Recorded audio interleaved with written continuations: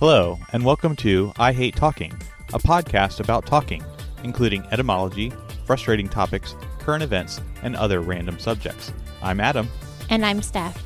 We are married, and we invite you into these discussions with us as we talk about the good and the bad of talking. We hope you enjoy today's episode.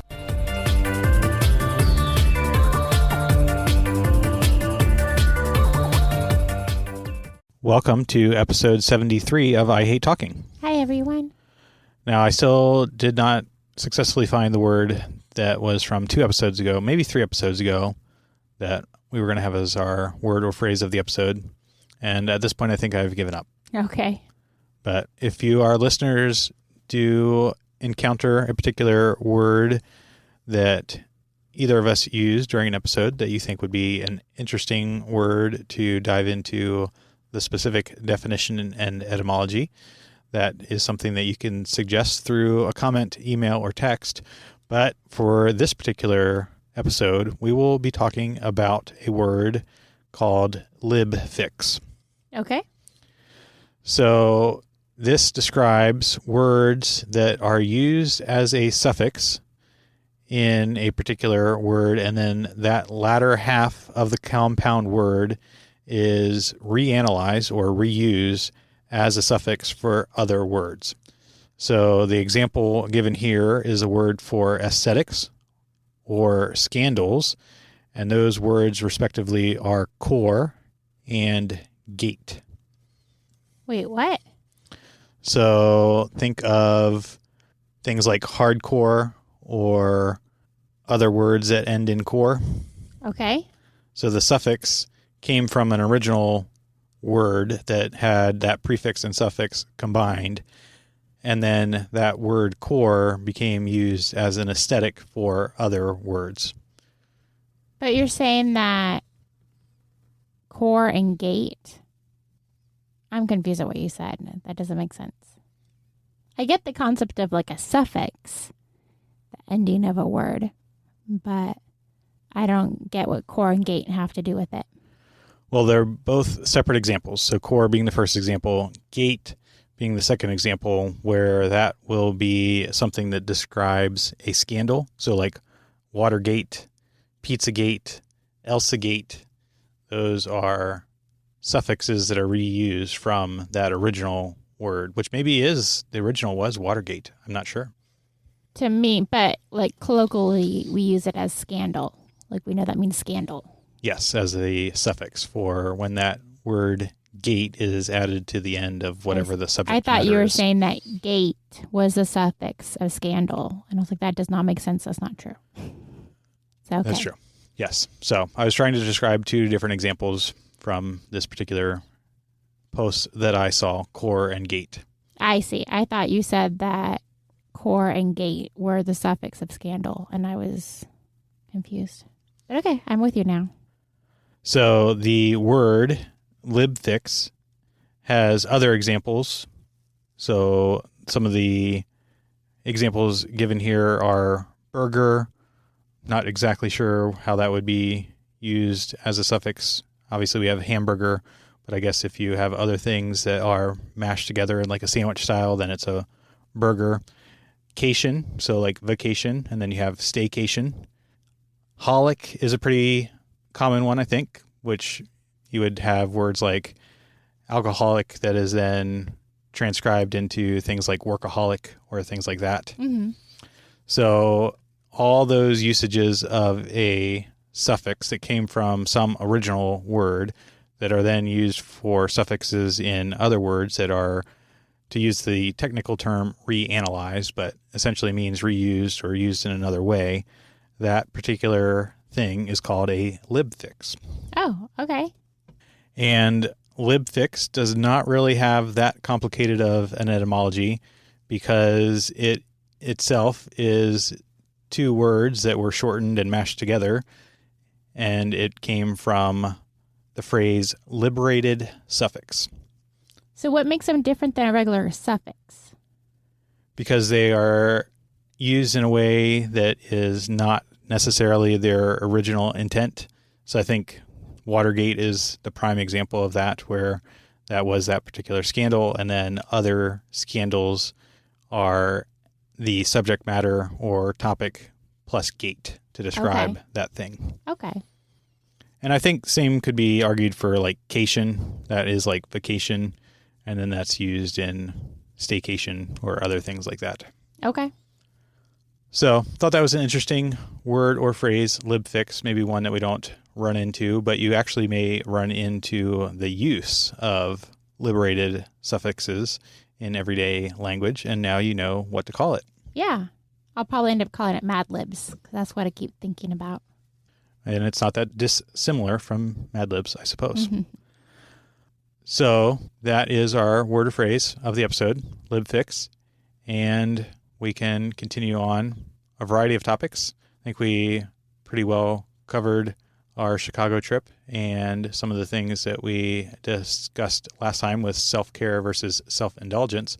So anything to springboard off of that or go a completely different direction. I don't think there's been any scandals recently. I don't know. I haven't listened to the news in a while. I don't suppose so. And I don't know if there's been any core functions that we've participated in. No, I mean, school's starting. Cub Scouts started. The pool's continuing.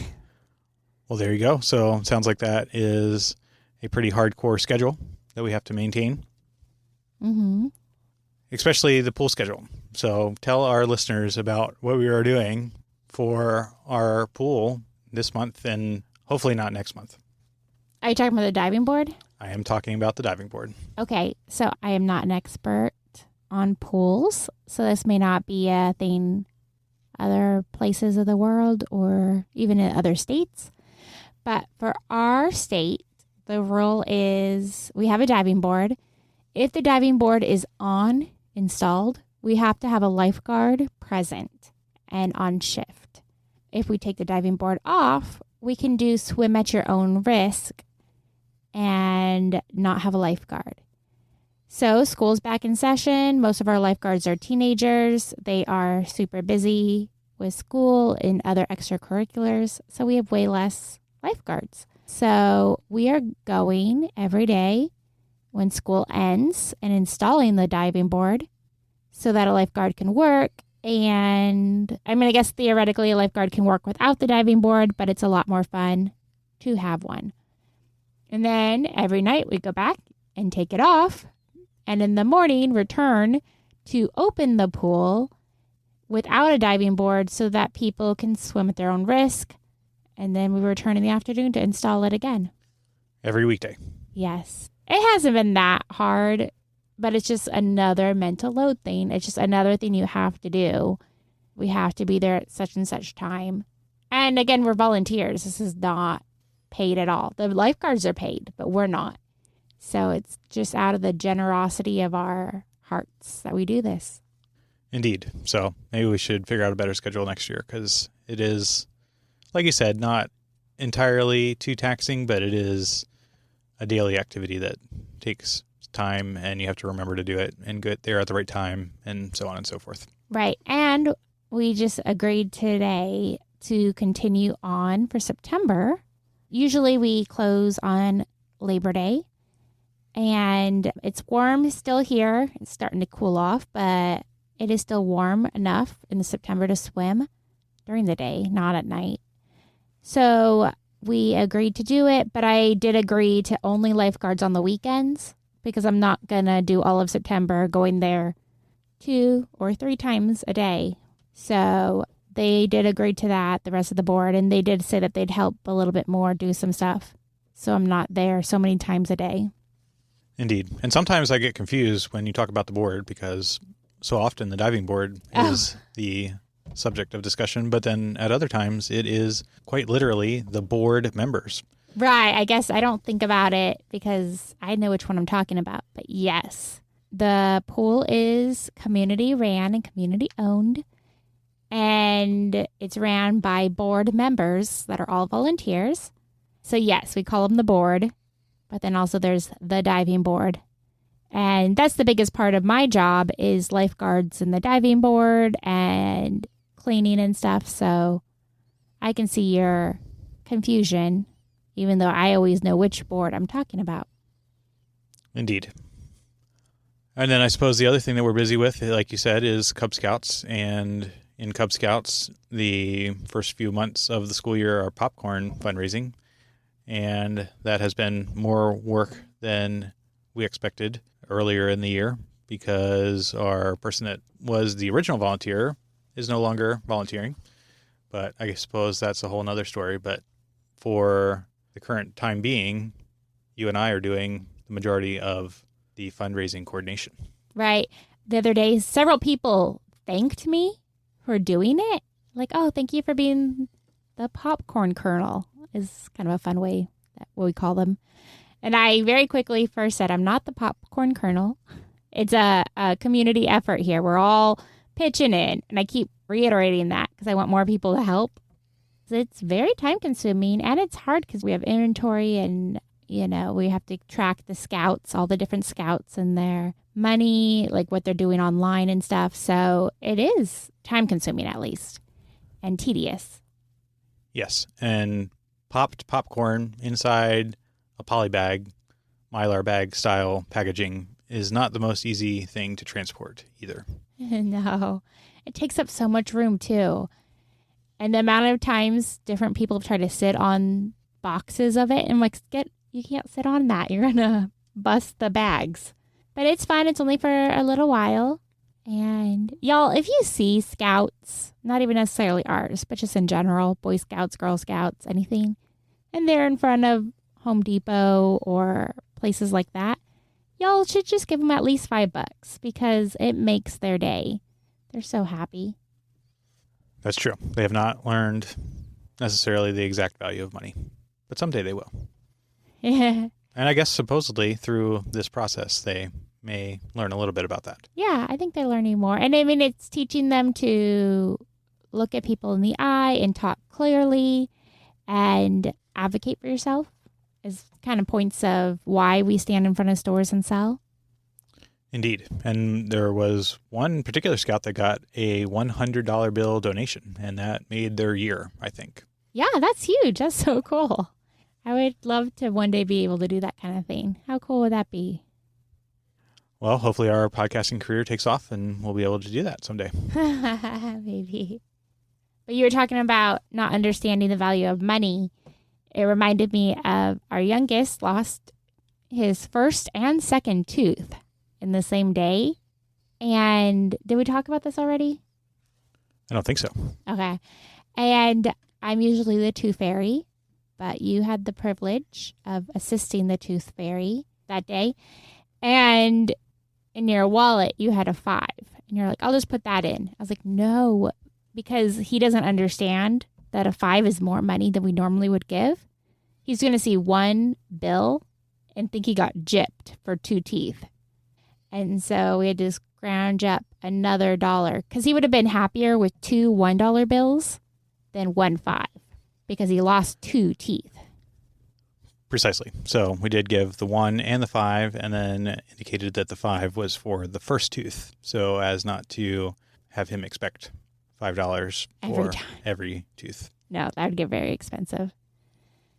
But yeah, I think that's what, like when people are donating or buying, the kids, a lot of them, the younger ones, are more impressed at a couple dollars than a 20.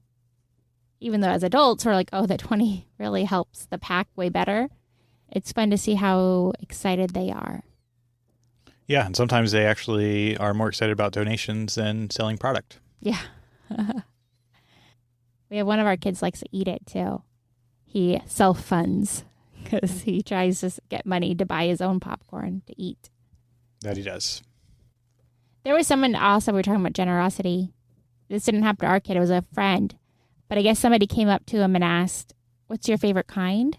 And that's a very common question. People are like, what's the most popular? What do you like best? And he told them. And then the person bought it for him and opened it and gave it to him. Wow. And did that happen this year? Yeah, that just happened Okay. the other day. So the parent was telling me. So how cool is that? Like, that's fun. If they don't want to eat it themselves, to buy it for the kid. Yes, that is a good methodology as well. If you don't want to actually consume the product, but still want to support in some form or fashion. Mm-hmm. So obviously we have a lot of things going on, so we'll probably keep this episode a bit shorter, and maybe we'll be inspired to do back to our normal length of episodes in the near future, or maybe we'll still be busy and just do shorter episodes, but we'll find out. Now, one thing before we do wrap up, I did want to return to the core as the libfix, because I did not have any very good examples besides hardcore. So I did a little bit of research on that, and it seems like this particular term typically originated as the libfix with description of music genres. So things like metalcore, grindcore, deathcore, in terms of the musical aesthetic that is described by whatever that thing is. And then apparently in Animal Crossing, it's also a thing, because there's actually the different quote-unquote biomes that are described in Animal Crossing, such as tropicore, which is the tropical core of Animal Crossing biome for that particular thing. And then another particular libfix that also has to do with entertainment, particularly movies, is punk. So supposedly that originally came from cyberpunk, and then there's other things like steampunk, dieselpunk, atompunk, and things of that nature that came from those particular stories and movies that described some sort of dystopian society, and then that punk libfix became used for other things in that same type of genre description. Okay.